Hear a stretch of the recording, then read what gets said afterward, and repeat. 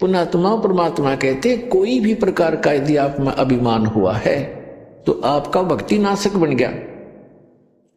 तन मन दिया तो भला किया, सिर का दासी भार।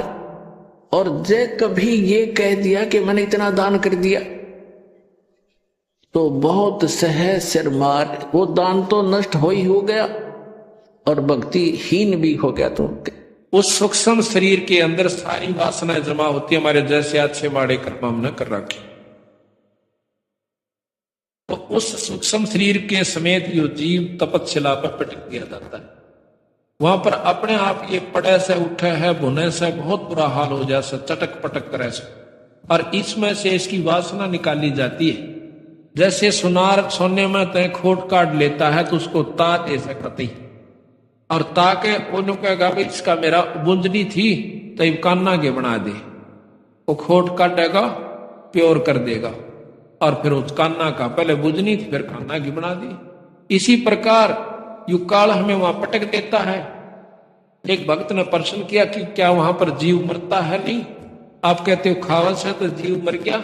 एक तरफ कहते हैं कि जीव अमर है, जीव मरता नहीं, जीव अमर है। सोना खत्म नहीं होता जब गर्म किया जा सकता, उसमें से वो निकाल दी जाती है वासना, और वो फिर दोबारा उसका कुत्ता गधा बना दिया जाता है इस जीवात्मा का, के ऊपर आवरण दूसरा आवरण दे दिया जाता है। इसी प्रकार ये जो वासना बच गई उस वासना को यू काल खाता है। कैसे? इसने 84 लाख स्वाद बना रखे हैं अपने। जिस भी योनि में जीव रहता है वो जैसे कर्म करता है वैसे ही उसमें गंध हो जाती है, वासना बढ़ जाती। कोई मांस खावा है तो मांस जैसी वासना अंतःकरण में सूक्ष्म शरीर के साथ वो प्रवृत्ति बनी रहे। शराब पीता शराब जैसी, क्रोधी है क्रोध जैसी, कामी है काम जैसी, वासना जैसी वजहों की तो उसमें अंतःकरण में जमा होती है। तो उनको वहां पर वासना काट के फिर उसका आनंद लेता है। अब देखो ना, जूस बना के पीवे बादाम का भी, बादाम रोगन बना लिया। अब बादाम कितना बड़ा पौधा से और उसको काट के इतनी घाटा में गाड़ लिया। तो इसी प्रकार वो तो असली तत्व खावस है, बाकी उसने भगा दिया, लाकड़ी ने कोई बाड़ो फलाना चीज के। तो फिर दोबारा इसका बीज द्वारा उसको बो दिया जाता है, कुत्ते को देख दिया जाता है। अपने माड़े कर्म स्वर्ग में, अच्छे कर्म स्वर्ग में, भूडे कर्म नरक में, फिर कुत्ते बुद्धे बुद्धे जाओ। कड़ा तगड़ा ऋषि बन जाता है तो महास्वर्ग में बिठा दे से, जो कि चौथी मुक्ति का। किसी जगह घेर दे उसने, ना तो वो तले आ सकते और ना तरले तो फेंट सकते, क्यों तो बता सकते। वो महास्वरूप कहलाता है। अपने कर्म ने वहां पर भोगते रहते हैं। जब ये चौथी मुक्ति हो जाती है उनकी, जब महाप्रलय होगी दोबारा फिर जीव रूप में आ जाएंगे, अपने कर्म भी भोगेंगे और भक्ति भी नहीं बढ़ेगी। तो इस प्रकार महाराज कहते हैं जो सतलोक में पहुंच गया तो जीवात्मा दोबारा, तो हमारे यानी आपकी पूरी मुक्ति हो जाएगी, फिर जन्म नहीं होगा इस गंदे स्थान पर। 2-3 घंटे हो गए सफर में, घंटा हराम ने बताया उसको। फिर वो कहने लगा भैया एक बात तो है, चाल तो अपना सतलोक में कदे उड़ा जी ना लागे। मैं चोखा भाई, कदे वहां मन ही ना लागे। बोला अरे ठीक जी लाग रहा है। मां काल ने गधा बन गया, कुत्ता बन गया। जब बोला क्यों हो गया? अंडे तो दवाएंगे। बोला दिखा आपस में खूब जी लाग गया। तो हमारे न्यो भी चिंता बन जाके तो कोई भी ना हो रहा पाए, एक ले लो डेरा। तो काल में कई ढंग से बांध रखा है जीव की आंख को। यहाँ जब कुछ से पहला बेरा था हमारे माता पिता उड़ा कित पाओगे अपाने, ये सारा सांग जुड़ा पाया और जुड़ गया रहा। तो इसी प्रकार सतलोक में चले जाएंगे जब हमारे वहां से सारे भाई बहन भी होंगे, सब कुछ होगा, पर वो मरेंगे नहीं फिर कद्दे भी, ना द्वेष होगा ना मारत बिछड़ेंगे। फिर इससे बढ़िया लोक और कौन सा होगा रे? ये आज प्यारे समझाइए तो जाएंगे हमारे। आज कितने अच्छे लगते हो हमने, ये तो नकली सांस है, वो असली स्थान से। तो उसको सतलोक कैसे, वहां सारे काम सत्य है। ये विषय लोक से, ये मृत लोक कैसे जिसमें आप ये मृत लोक से पैदा हो मरो, पैदा हो मरो, पैदा हो मरो, तो लाख असंख्य करोड़ों बार मरते रहो और काल का मुंह भरकाओ, फिर आकर अपने कर्म भोगो। तो कहते हैं इन दुखों को देख कर जब ये जीव वहां पहुंच जाते हैं तपस्या पर, जब रोए बुरी तरह, जब ने कहे भगवान हमने बचा ली, तो कहते हैं सतपुरुष कबीर साहब बता रहे हैं कि धर्मदास भाई फिर सतपुरुष ने मेरे को कहा, मैं तो खुद बंदी छोड़। इब्नो कह दे मैं था सतपुरुष तो धर्मदास कति नहीं माने। इब गरीबदास कह दिंदा मैं भगवान सू, नो कहेंगे पागल का कहने लग गया उसने, बौड़ी पूछ बौड़िया बंदी छोड़ दे। ने बोला मारा सट्टे यू भगवान से। तो महाराज ने दूसरा तरीका अपनाया कि भाई पूर्ण ब्रह्म ने मैं भेजा। ने बोला भाई तू जा या शक्ति ले जा शब्द की, और इस शब्द का जो तेरे पास है इसका अभ्यास करके और उनको दिखा देगा तो उस शब्द की शक्ति से ये काल तेरे ऊपर कोई असर नहीं करेगा। और इस शब्द को, इस सार नाम को ये जीव भूल चुके हैं, इस सार नाम को दे के आना। जब हम वहां से चले तो कबीर साहब ने कहा था ये नाम और ये शब्द, इस नाम से शब्द प्रकट होगा, उस शब्द में ध्यान लगा लेना, उस शब्द को प्राप्त करना, इसको भूलना नहीं, इस नाम को ना भूलना, सार नाम को, फिर हम आपका वो शब्द जगवा देंगे। तो वो कहते हैं सबसे पहले काल ने सार नाम बुलाया और नाम 1000 चला दिए, सहस्रनामा विष्णु का बनवा दिया, तो अपने अलौक निरंजन अल्लाह खुदा रब कि मैं कहीं जाओ इसने पर पार तो नहीं हो सकते। तो कबीर साहब ने कहा कि धर्मदास मेरे को सतपुरुष ने भेजा कि उस भोली भाली आत्माओं को जाकर बताओ कि वो भूल चुके उस सतनाम को, सार नाम को, और फिर उनको शब्द प्राप्ति करा काओ। इसलिए गुरु की आवश्यकता बड़ी यहां पर। तो जब वो जीव वापस आ जाएंगे और ले जाओ ये शब्द, इससे तेरे ऊपर कोई असर नहीं करेगा काल का कोई भी कार्य। तो कहते हैं धर्मदास में उस शब्द को, उस नाम को लेकर के, वो तो खुद देते पर यह तो बताना तो पड़ा से उनको, नो बिना दचा नहीं थी। वहां पर आया जहां पर जीव बुनने जा रहे थे, उस तपतशिला का ऊपर है, और वह कूद कूद पड़े थे जिस प्रकार खील बुना करे और रुके मारे पछतावे। तो उसी समय कहते मैं वहां का खड़ा हो गया और मुझे देख के सारे जीव, क्योंकि मेरी कृपा से, मेरे दर्शन मात्र से वह तपतशिला की आग खत्म होगी। आग बढ़े गई परंतु निष्क्रिय होगी, आंच नहीं रही उसमें। और जब उनको दुख मिटा तो एकदम सारे बैठ कर देखे से सामने बंदी छोड़ खड़े से। न बोले हे परमात्मा आप कौन सो? बंदी छोड़ कबीर साहब कहने लगे मैं भाई पूर्ण ब्रह्म परमात्मा सो। आप महाराज हम यहां कैसे रोक रखे हैं, हम क्यों जल रहे हैं कि तुमको काल बून कर खाओगा। वो काल कौन सा मालिक? कि काल वो तुम्हारा वो भगवान सा जिसने तुम रोज बजा करते।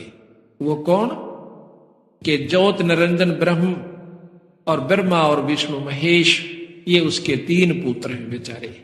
इनको तुम बजा करते, इनके बजने वाले भी आज देख लो यही लौट रहे से। और निरंजन ब्रह्म के उपासक भी ये ऋषि जन पूछ ले योगियों से। तो कहने लगे महाराज और कौन ऐसी शक्ति है जो हमें इस दुख से बचा सकती है? कि सतपुरुष पूर्ण ब्रह्म परमात्मा है भाई। और उस सतपुरुष का नाम जपोगे पूर्ण संत से लेकर तो तुम इस दुख से छूट सकते हो। न बोले महाराज इस 3 लोक में और 6 शास्त्रों में, 18 पुराण, 11 उपनिषद, 4 वेदों में केवल यही बताया गया है कि एक ज्योत रूपी परमात्मा यानी ब्रह्म है और उसके ही अवतार वही रूप ब्रह्मा विष्णु में इसका है। इन्हीं का जाप करने से जीव मुक्त हो जाता है। हम उस ज्ञान को कहां से लाए मालिक, हमें पता नहीं चला। बंदी छोड़ ने कहा कि जब मैं मृतलोक में जाता हूं आपको ये ज्ञान समझाता हूं कि भाई असली परमात्मा कोई और है। उस समय तुम मेरे साथ वाद विवाद करते हो, शास्त्र उठा कर लाते हो, कभी गीता ले आते हो, कभी वेद अड़ा देते हो, और मैंने को भाई यही तुम्हारे को उलझान का एकमात्र रास्ता है। महाराज कहते हैं 4 वेद और 6 शास्त्र यो एक उजड़ जेरास है। गरीबदास जी ने कहा तो उजड़ जेरास है जिसने तुम ठा के लिया करते थे। ने बोले महाराज जी हमने बचा लो ईबे, अकना ईब नहीं बचा सकता क्योंकि इसने हमारे से प्रण ले रखा है। भाई जोर करूं तो मेरा शब्द नसाई। तुम जाकर के जब स्मृत मंडल में मनुष्य शरीर मिल जा और मेरा हंस आपको आकर कोई संत अपना सत मार्ग दर्शन करे, उनसे नाम लेकर सार शब्द और अपना गोली हो और भाई जब मृत मंडल धारो जब देहा तब तुम करना मेरे शब्द स्नेहा। जब तुम मेरे शब्द पर विश्वास कीजिए और उस पर पूरा प्रेम करिए तो तुमने यहां से मैं छुटवा सकता हूं। अरे जोर जबरदस्ती नहीं कर सकता। वो अपना ज्ञान देव से काल, हम अपना ज्ञान देवांगे। अब इसके बाद आपको अब चाय हो का समय हो गया है, इसके बाद पूरी डिटेल बहुत सूत्रे ढंग पे आपको समझावांगे और बंदी छोड़ की तर्क वेदी फिर आपको दिखावांगे। पढ़ के आपका कलेजा खड़ा हो जाएगा कि कहां उड़ जा रखा है जीव को काल में। बोल सतगुरुदेव की जय। अभी आप सुन रहे थे कि ब्रह्मा विष्णु महेश तीनों पुत्र निरंजन जी के हुए। आदि माया भवानी ये उन ब्रह्मा विष्णु महेश की मां है और 3 लड़कियां जो सागर मंथन से निकली वह उनकी पत्नी रूप में सावित्री, लक्ष्मी और पार्वती जी। अब जैसा कि आपने सुना था कि भगवान ब्रह्मा जी ने 4 युग तक तप किया, योग साधना की, ध्यान लगाया, लेकिन निरंजन का खोज नहीं पाया, ब्रह्म का खोज नहीं पाया, दर्शन नहीं हो पाए। अब ये बातें विचार करके चलियो आप, ताकि आगे ये वाणी आसानी से सुलझ जाए। ब्रह्मा जैसा श्रेष्ठ योगी यानी साधक 4 युग तक तपस्या करे और उसको भी निरंजन के दर्शन, ब्रह्म के दर्शन ना हो, तो आम योगी जो घंटे 2 घंटे या 1000-2000 वर्ष बैठ कर कैसे उस योग साधना से जिसमें योग वेद में वर्णन है कैसे पा सकता है। इन मुख्य बातों पर ध्यान दोगे तो फिर आपका सारी कहानी समझ में आ जाएगी। उसके बाद जब विष्णु जी का नंबर आया, मां ने बुलाया, आदि माया ने, यानी हम सब की मां से आदि भवानी हमारे तो वैसे तो, क्योंकि हम तो फिर ब्रह्मा विष्णु महेश के बाद जितनी भी उत्पत्तियां हुई हैं उनसे आकर के हमें शरीर प्राप्त हुआ है। तो ये तीनों भी माताएं हैं ब्रह्मा विष्णु महेश की पत्नियां, जो कि सावित्री, लक्ष्मी और पार्वती, ये हमारी मां से। और दादी मां है आदि भवानी। तो उस मां ने, आदि भवानी ने विष्णु जी को बुलाया कि पुत्र अब तू भी अपने पिता की खोज कर ले, कहीं कल न मेरे को या दिक्कत ना आवे कि तू बैठ जा फिर समाधि लाकर। वो कहता ठीक है मां, मैं मां पिता की खोज करता हूं। कहते हैं चला चला शेष नाग के पाताल में चला जाता है, शेष नाग के लोक में चला जाता है। वहां पर अक्षीर समुद्र में जब वो पहुंचता है तो शेष नाग एकदम फुंकाड़ा मारा सा कि मेरे लोक में कौन आ गया। या तो जोटे जैसा स्वभाव है हर जीव का। जोटा जिस प्रकार अपनी सींग में दूसरे नाण नहीं दे और सर फुड़वा ले, सींग तोड़वा ले, यही स्वभाव ऊपर से देव से लेकर छोटे जीव तक का है। तो शेष नाग ने सोचा कि मेरे लोक में किसकी हिम्मत पड़गी आने की। शेष लोक में, शेष नाग के लोक में जब जाते हैं विष्णु भगवान, उसने फुंकारा मारा जहर का, जहर भरी फुंकार। विष्णु जी का शरीर सांवला हो जैसा, एकदम काला पड़ जैसा। तो विष्णु भगवान गुस्से में आकर उसको टीटवी दाबना चाहा है कि मैं तनीब खत्म कर दूंगा। निरंजन ने सोचा कि ये लड़ीबा मरण लाग गए तो आगे सृष्टि क्यों कर चल लगी। आकाशवाणी करता है कि विष्णु इसको अब मत मार, इसका बदला मैं दिवाऊंगा बेटा तुझे। तो द्वापर युग में तू निरंजन, इसका अवतार होगा तेरा, कृष्ण रूप में जाएगा जब ये कालीदय में पैदा होगा पृथ्वी लोक पर। वहां तो इसको मारकर अपना बदला ले लेना, वहां इससे अपना बदला लेना। विष्णु शांत हो जाता आकाशवाणी सुनकर और जाकर अपनी मां ने कह दे कि मुझे कोई दर्शन नहीं हुए और ना मैं दर्शन दे सकता। झूठ मत बोलना अपनी मां के सामने। वापस आ जाता है विष्णु भगवान और मां पूछती है कि भाई तेरे पिता के दर्शन हो गए? विष्णु ने बोला मां मुझे कोई दर्शन नहीं हुए। तो आदि माया भवानी प्रसन्न हो जाती है कि आजा बेटा, तू सदा सतवादी रहेगा और तू सारी सृष्टि का पालन पोषण करता होगा और तेरा लोक बहुत ही उत्तम और सुंदर होगा। तेरा शील स्वभाव रहेगा, शांत स्वभाव होगा। ऐसा आशीर्वाद दिया। और ले पुत्र, तेरे को मैं निरंजन के दर्शन भी करवाती हूं। किस रूप में दर्शन देगा वो भी सुन लीजिए। वो एक प्रकाश रूप में दिखेगा कि देख पिता, देख पुत्र, तो पिता बेटा फिटाऊं, तेरे मन का धोख मिटाऊं। कहते देख पलट हो सुन में ज्योति, ऊपर न ध्यान लगा कर देख, झिलमिल झिलमिल झालर होती। वहां पर एक झिलमिल झिलमिल की सहस्रार कमल के अंदर एक ज्योत नजर आवा, प्रकाश नजर आता। ये तेरा पिता है, इसका यही रूप है और ये आकार में दर्शन नहीं देगा। तो विष्णु भगवान को इतनी झलक जब हुई, उसमें निरंजन की एक विशेष शक्ति आ जाती है। वो बहुत प्रसन्न होता है, मां का सौ शुक्रिया करता है। उसके बाद शंकर भगवान को बुलाया कि आजा बेटा, तो भी अपने पिता की खोज कर ले, कदे फिर दुखी करे। वो कहता कि मां, जब बड़े भाई को नहीं मिले और उससे छोटे को नहीं मिले तो मुझे कहां से मिल जाओगे। मैं कोई ना कोशिश करता, पर मेरी एक कृपा कर दे मेरे पर। बोल भाई के चावे, मुझे अमर कर दे, मैं कदे नहीं मरूं।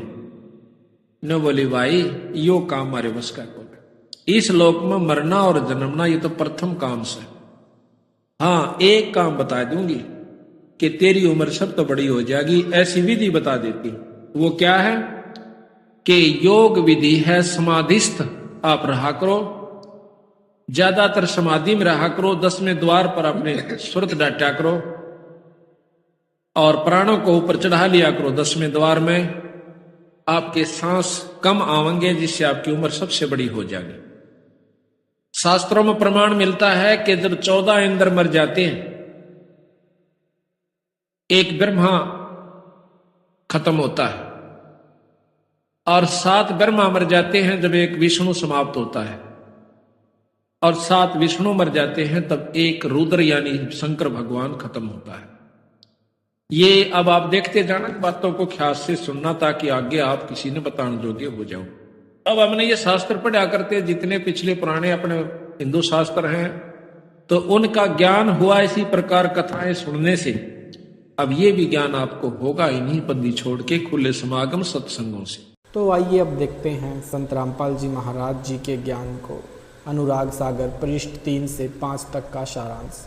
पृष्ठ नंबर 3 से धर्मदास जी ने परमेश्वर कबीर जी से प्रश्न किया, प्रभु दीक्षा प्राप्ति के पश्चात परमेश्वर में कैसी आस्था होनी चाहिए।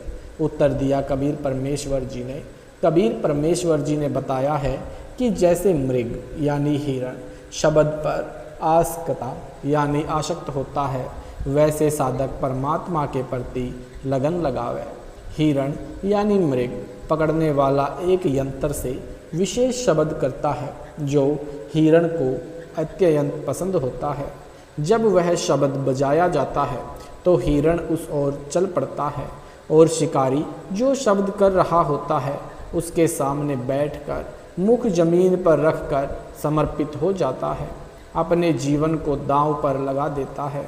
इसी प्रकार उपदेशी को परमात्मा के प्रति समर्पित होना चाहिए, अपना जीवन न्योछावर कर देना चाहिए।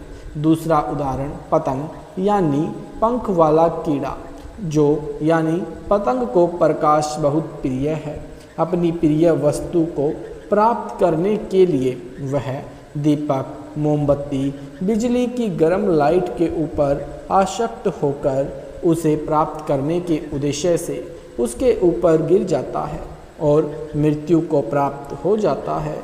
इसी प्रकार भक्त को परमात्मा प्राप्ति के लिए मर मिटना चाहिए।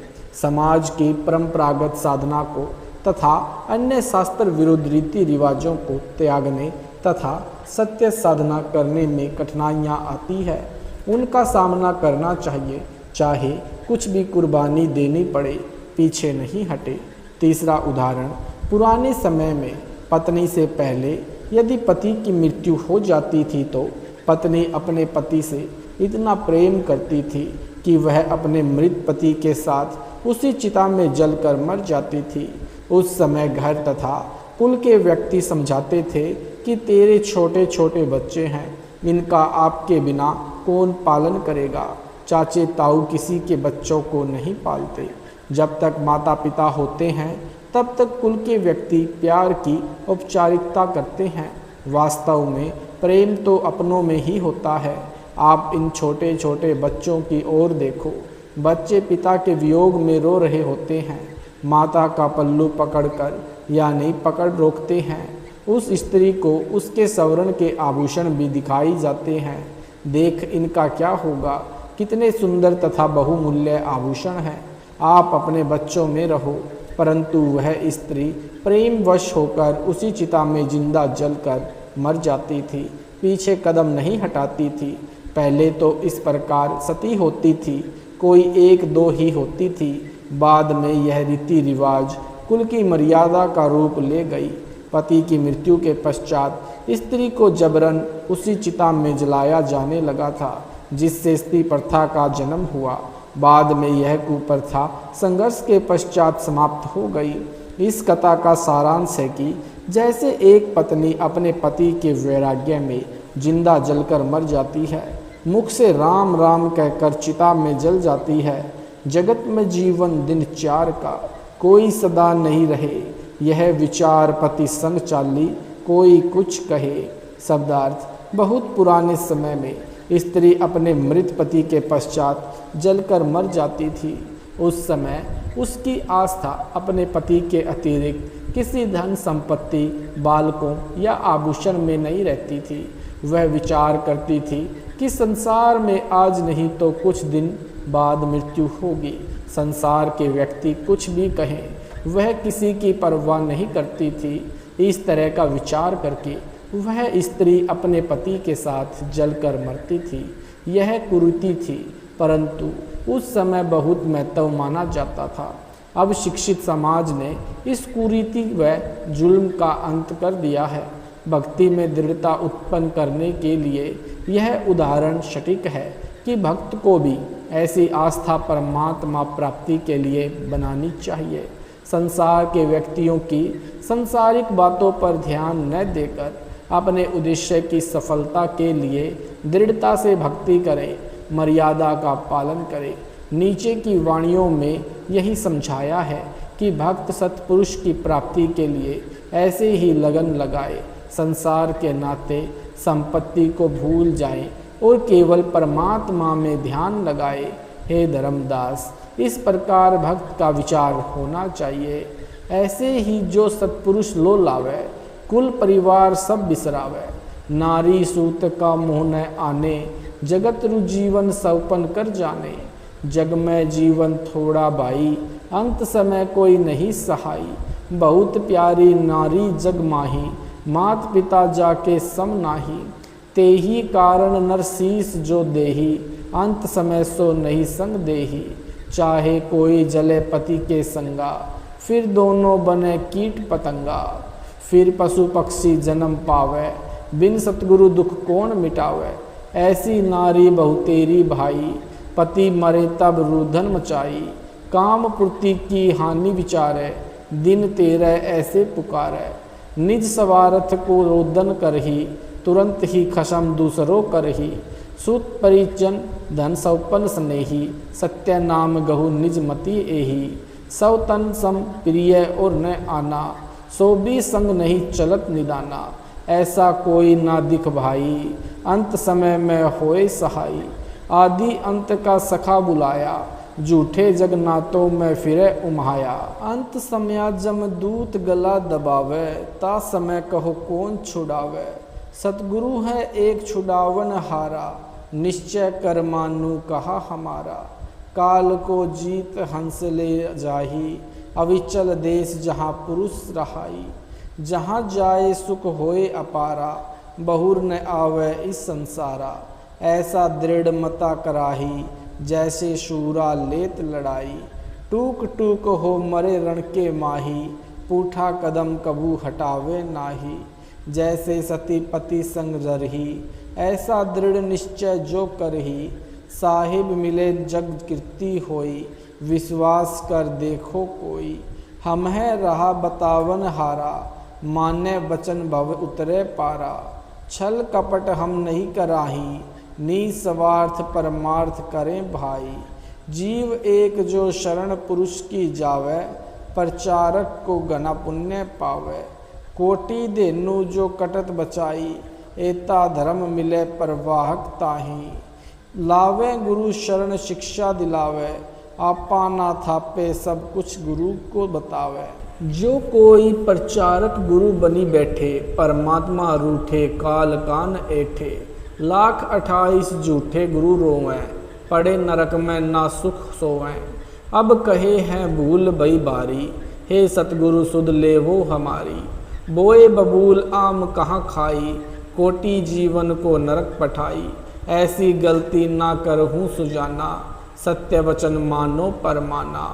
शब्दार्थ। उपरोक्त वाणियों का भावार्थ है कि जब लड़का युवा होता है तो उसका विवाह हो जाता है। विवाह के पश्चात माता पिता से भी अधिक लगाव अपनी पत्नी में और बच्चों में हो जाता है। फिर बच्चों में ममता हो जाती है।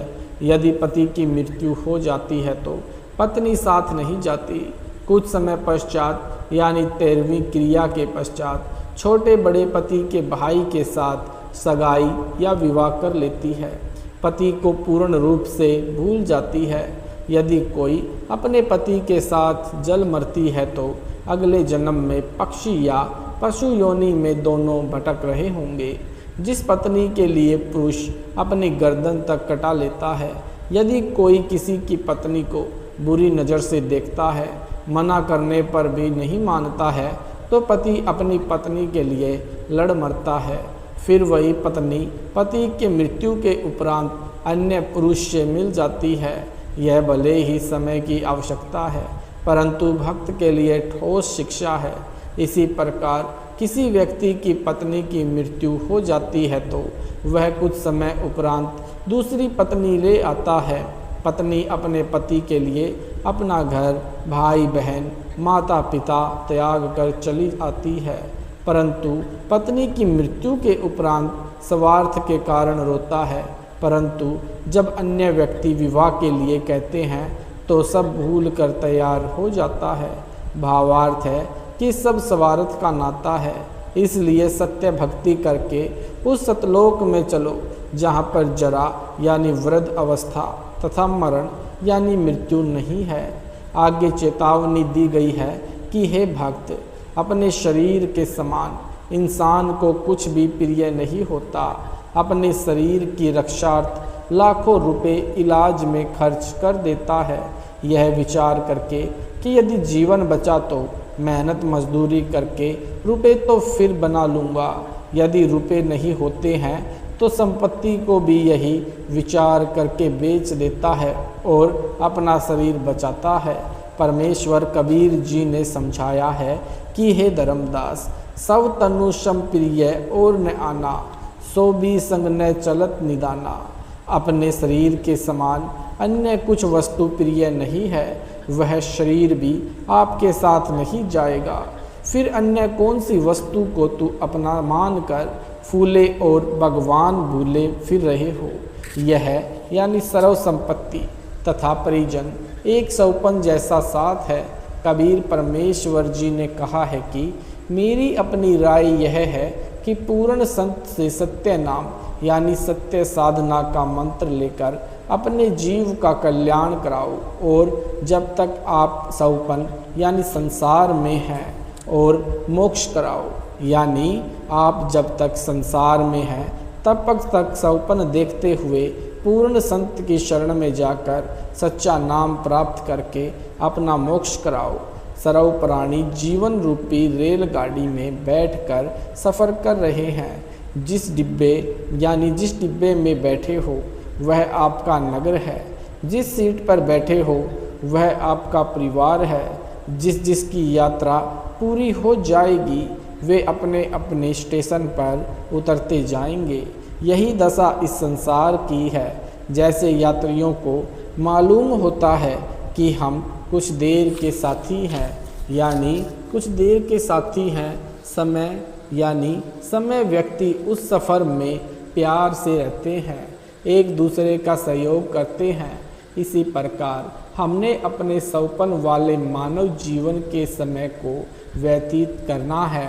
सौपन टूटेगा यानी शरीर छूटेगा तो पता चलेगा यह क्या था। वह परिवार तथा संपत्ति कहाँ है जिसको संग्रह करने में अनमोल जीवन नष्ट हो दिया। संसार के अंदर परमात्मा के अतिरिक्त ऐसा कोई नहीं है जो मृत्यु के समय में यम के दूत कंठ को बंद करेंगे, उस समय आपकी सहायता करें। परमेश्वर उसी की मदद करता है जिसने पूर्ण संत से दीक्षा ले रखी हो। परमेश्वर उस सतगुरु के रूप में उपदेशी की सहायता करता है। इसलिए सतगुरु जी की शरण में आने के पश्चात ज्ञानवान साधक परमेश्वर में ऐसी लगन लगाए जैसी मृग, पतंग, क्षति, शूरवीर लगाते हैं। अपने उद्देश्य से पीछे नहीं हटते। शूरवीर टुकड़े टुकड़े होकर पृथ्वी पर गिर जाना बेहतर मानते हैं, पीछे कदम नहीं हटाते। पुराणों में तथा श्रीमद् भगवत गीता अध्याय 2 श्लोक 38 में कहा है कि अर्जुन सैनिक यानी सैनिक युद्ध में मारा जाता है तो स्वर्ग में मुख्य प्राप्त यानी सुख प्राप्त करता है। भक्त भक्ति मार्ग में संघर्ष करते हुए भक्ति करके शरीर त्याग जाता है तो सतलोक सुख सागर में सदा के लिए सुखी हो जाता है। जन्म मरण का संकट सदा के लिए समाप्त हो जाता है। जैसे हमारा जन्म पृथ्वी पर हुआ, हमारे को ज्ञान नहीं था कि हम किसके घर पुत्र या पुत्री रूप में जन्म लेंगे। फिर हमारे को नहीं पता था कि हमारा विवाह संयोग किसके साथ होगा। यह भी ज्ञान नहीं था कि हमारे घर बेटा जन्म लेगा या बेटी। यह सब पूर्व जन्म के संस्कार वश होता चला गया। आपस में कितना प्यार तथा अपनापन बन गया। सदा साथ रहने की इच्छा रहती है, कोई ना मरे यह कामना करते रहते हैं। इस काल ब्रह्म के लोक में कोई सदा नहीं रहेगा। एक एक करके पहले पीछे सब मरते जाएंगे। सारे जीवन में जो संपत्ति इकट्ठी की थी वह यही रह जाएगी। जीव खाली हाथ जाएगा, परंतु जो पूर्ण संत से सच्चे नाम की दीक्षा लेकर साधना करेगा वह सतलोक चला जाएगा। वहाँ पर ऐसे ही जन्म होगा जैसे पृथ्वी पर होता है, उसी प्रकार परिवार बनता चला जाएगा। वहाँ पर कोई कर्म नहीं करना पड़ता। सर्व खाद्य पदार्थ प्रचुर मात्रा में सतलोक में सदाबहार पेड़ पौधे, फुलवाड़ी, मेवा, दूधों के समुद्र यानी क्षीर समुद्र है। सतलोक में वृक्ष आस्था यानी वृक्ष अवस्था नहीं है, मृत्यु भी नहीं है। इसको अक्षय मोक्ष कहते हैं, पूर्ण मुक्ति कहते हैं, जो गीता अध्याय 18 श्लोक 62 तथा अध्याय 15 श्लोक 4 में कहा है। तथा जिस सिद्धि मोक्ष शक्ति को निष्कर्म्य सिद्धि कहा है, जिसका वर्णन गीता अध्याय 3 श्लोक 4 अध्याय 18 श्लोक 49 से 62 में है।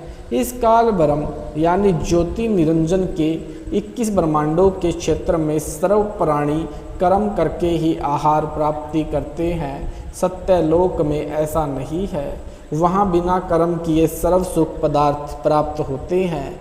जैसे बाग में फूलों से लतपत वृक्ष तथा बैल होते हैं, फिर तब दौड़ो और खाओ। सर्व प्रकाश का अनाज भी ऐसे ही उगा रहता है, सदा बहार है। जो अच्छा है बनाओ और खाओ। वहाँ पर खाना बनाना नहीं पड़ता, भोजनालय में रखो, जो खाना चाहते हो अपने आप तैयार हो जाता है। यह सब परमेश्वर की शक्ति से होता है। उस सतलोक को प्राप्त करने के लिए आप जी को सती तथा शूरमा की तरह कुर्बान होना पड़ेगा। भावार्थ है कि अपने उद्देश्य यानी पूर्ण मोक्ष प्राप्ति के लक्ष्य को प्राप्त करने के लिए संसार के सर्व लोभ लाभ त्यागने पड़े तो विचारने की आवश्यकता नहीं है। तुरंत छोड़ो और अपने शरण ध्यान में त्यागने पड़े यानी शरण ध्यान में मगन रहो। यदि सतगुरु जी की शरण ग्रहण नहीं की तो जिस समय अंत समय आएगा यानी मगन रहो। यदि सतगुरु की शरण ग्रहण नहीं की तो जिस समय अंत समय आएगा तब भक्तिहीन प्राणी के कंठ को यमदूत बंद कर देते हैं। उन यमदूतों से परिवार का कोई भी व्यक्ति नहीं छुड़वा सकता, केवल सतगुरु जी उस आपत्ति के समय सहायता करते हैं। इसलिए परमेश्वर कबीर जी ने कहा है कि अंत समय जमदूत गला दबावें, ता समय कहो कौन छुड़ावे। सतगुरु एक छुड़ावन हारा, निश्चय कर मानहूँ कहा हमारा। शब्दार्थ ऊपर कर दिया है।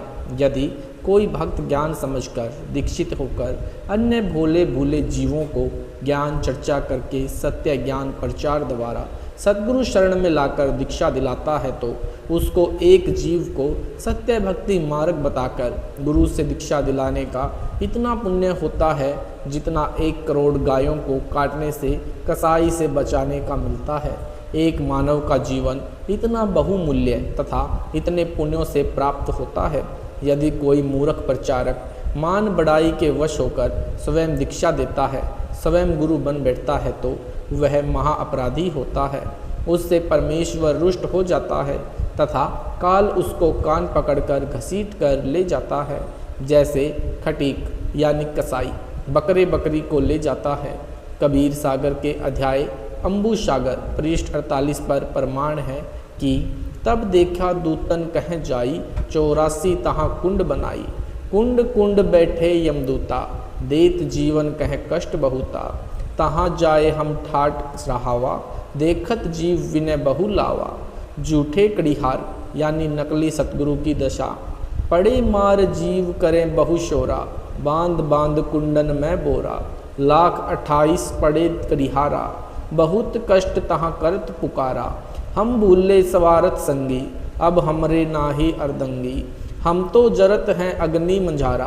अंग अंग सब जरत हमारा, कौन पुरुष अब राखे भाई। करत गुहार चक्षु ढल जाई। ज्ञानी यानी कबीर जी वचन, करुणा देख दया दिल आवा। अरे दूत त्रास भाष दिखावा। यह वाणी बनावटी है, वास्तविक वाणी नीचे है। दुर्दशा देख दया दिल आवा, अरे दूत तुम जीवन भरमावा। जीव तो अचेत अज्ञाना, वाको काल जाल तुम बंधाना। 84 दूतन कह बांधा, शब्द डोर 14 यम सांदा। तब हम सबहन कह हमारा, तुम हो जालिम बटपारा। हमरे भक्तन को तुम भरमावा, पल पल सुरती जीवन डिगावा। गही चोटी दूत घसियाए, यमरू दूत विनय तब लाए। दूत यानी जो नकली गुरु बने थे, वचन यानी दूत वचन। चूक हमारी क्षमा कर दीजिए, मन माने तस आज्ञा कीजिए। हम तो धनी कहयो जस किन्हा, 100 वचन मान हम लीना। अब नहीं जीव तुम्हारा भरमावे, हम नहीं कभू गुरु कहावे। ज्ञानी वचन यानी कबीर जी के वचन।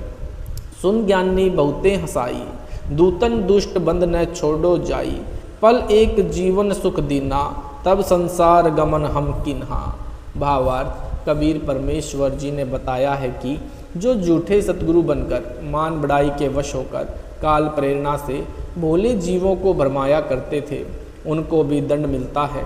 उनको भी नरक में डालकर यातनाएं दी जाती है। उनके शिष्य भी उसी नरक में गिरते हैं। जब मैं उस नरक के पास गया जिसमें वे मान बढ़ाई के भूखे नकली कड़िहार यानी संसार से काटने वाले यानी सतगुरु बनकर महिमा बनाए हुए थे, लाखों जीवों को शिष्य बनाकर नरक में अपने साथ ले गए। फिर परमेश्वर के विधान यानी परमेश्वर के विधान अनुसार वे भी अपराधी होने के कारण नरक में पड़े थे। उस क्षेत्र में कुंड बने हैं, प्रत्येक कुंड में जीव पड़े हैं तथा यमदूत सता रहे हैं।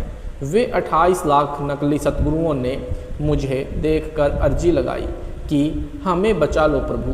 कारण यह था कि जो यमदूत उन्हें नरक में मार पीट रहे थे, वे सब परमेश्वर कबीर जी की शक्ति के सामने कांपने लगे। इस कारण से उन नकली सतगुरुओं को लगा कि ये कोई परम शक्ति वाले देव हैं। परमेश्वर कबीर जी ने कहा कि तुमने भोले जीवों को भ्रमित किया, अपने आप को पूर्ण सतगुरु सिद्ध किया, तुम्हें पता भी था कि तुम्हारे पास नाम दीक्षा का अधिकार नहीं है, तुम्हें पूर्ण मोक्ष का ज्ञान नहीं है। अपने स्वार्थवश लाखों मनुष्यों के अनमोल जीवन का नाश कर दिया, वे काल जाल में फंसे रह गए। फिर मैंने उन दूतों यानी काल के बनाए कड़ीहारों को तथा अन्य यमदूतों को मारा, चोटी पकड़कर घसीटा। फिर नकली सतगुरुओं ने कहा कि हमने तो अपने धनी यानी मालिक काल ब्रह्म की आज्ञा का पालन किया है, अब आप जैसे कहोगे हम वैसे करेंगे। मैंने कहा कि अब तुमको छोड़ा नहीं जाएगा। जो जीव उन नकली गुरुओं के शिष्य बनकर जीवन नष्ट कर गए थे, वे भी वहीं उनके साथ नरक में पड़े थे। जब तक मैं यानी कबीर परमेश्वर जी वहाँ रहा, उन जीवों को नरक का कष्ट नहीं हो रहा था। इस प्रकार उनको कुछ समय का सुख देकर वहाँ से चलकर संसार में आया। मेरे आने के पश्चात वे नकली गुरुओं तथा उनके भोंदू शिष्यों को फिर से नरक की यातना प्रारंभ हो गई। इसलिए पूर्वोक्त वाणी में कहा है कि यदि कोई प्रचारक स्वयं गुरु बन बैठा तो परमेश्वर रुष्ट हो जाएगा और काल कान ऐंठेगा अर्थात कष्ट देगा। इसलिए हे सज्जन पुरुष, कभी ऐसी गलती न करना, मेरे वचन को प्रमाणित मानना। भक्त का स्वभाव कैसा हो? अनुराग सागर के परिशिष्ट 6 से वाणी नंबर 7 से 17। धर्मदास वचन। मृतक भाव प्रभु कहो बुझाई, जाते मन की तपनी नसाई। कही विधि मृतक हो यह जीवन, कहो विलोय नाथ अमृत धन। कबीर वचन मृतक के दृष्टांत यानी उदाहरण। धर्मदास यह कठिन कहानी, गुरु गमते कोई विरले ज्ञानी। भृंग का दृष्टांत यानी उदाहरण। मृतक होए के खोजी संता, शब्द विचारी गहे मगु अंता। जैसे भृंग कीट के पासा, कीट गहो भृंग शब्द की आशा। शब्द घात करते ही महे डारे, भृंगी शब्द कीट जो धारे। तब लेगो भृंगी निज गेहा, स्वाति देह किन्हो समदेहा। भृंगी शब्द कीट जो माना, वर्ण फेर आपन कर जाना। बिरला कीट जो होए सुखदाई, प्रथम आवाज गहे चितलाई। कोई दूजे कोई तीजे माने, तन मन रहित शब्द हित जाने। भृंगी शब्द कीट ना गहराई, तो पुनि कीट आसरे राही। एक दिन कीट गहिसी भृंगी भाषा, वर्ण बदले पूर्वे आशा। मृतक के और दृष्टांत। अनुराग सागर के पृष्ठ 7 से वाणी नंबर 7 से 20। सुनहु संत यह मृतक स्वभाव, बिरला जीव पीव मग धाऊ। ओरे सुनहु मृतक का भेवा, मृतक होए सतगुरु पद सेवा। मृतक छो तजे शब्द उर्धारे, छो तजे तो जीव उबारे। सत साहिब जी, अगर आपको वीडियो अच्छा लगा है तो वीडियो को ज़्यादा से ज़्यादा शेयर करें, कमेंट करें, लाइक करें और ऐसे ही वीडियो देखने के लिए यूट्यूब पर हमारे चैनल सतलोक इन संत रामपाल जी महाराज जी चैनल को सब्सक्राइब जरूर करें और नोटिफिकेशन का बटन दबाना न भूलें ताकि अगली वीडियो का नोटिफिकेशन सबसे पहले आपको मिल सके। सत साहिब जी, मिलते हैं नेक्स्ट वीडियो में।